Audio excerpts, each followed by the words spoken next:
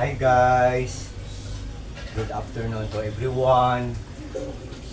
Now is June 28, 2024, Friday.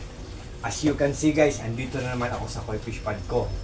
I-reveal ko sa inyo kasi binilhan ko ng malaking sala ang submersible pump ko para for sure talaga na malinis talaga ang koi fish pond ko. So, without further ado guys, let's go and let's view. Tingnan natin guys. By the way guys, this is my koi fish pond. And honestly, nagko-coffee ako dito.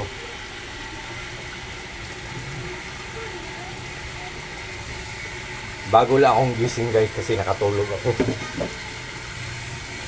Oh. Tingnan natin sila guys oh. Yan, nakasala guys oh.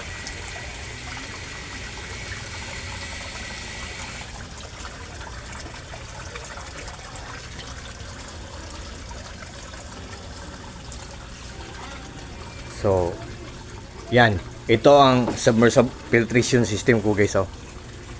Pinagawa ko talaga guys, glass talaga. Yan, at mga plants pa guys oh.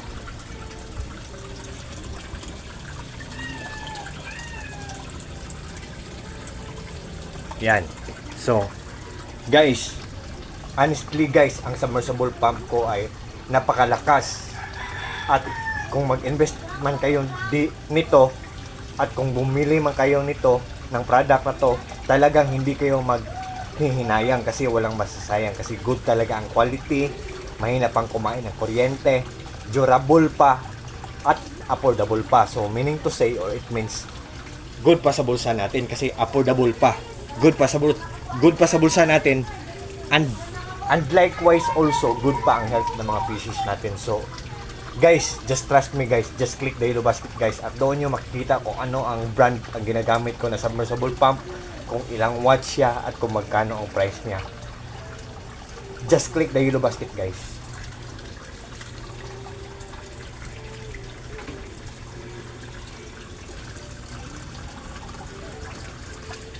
At guys, sa lahat ng mga TikTok friends ko at sa mga TikTok followers ko, thank you so much and take care always and also always pray.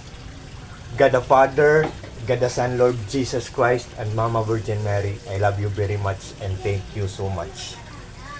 That's all. Bye bye guys.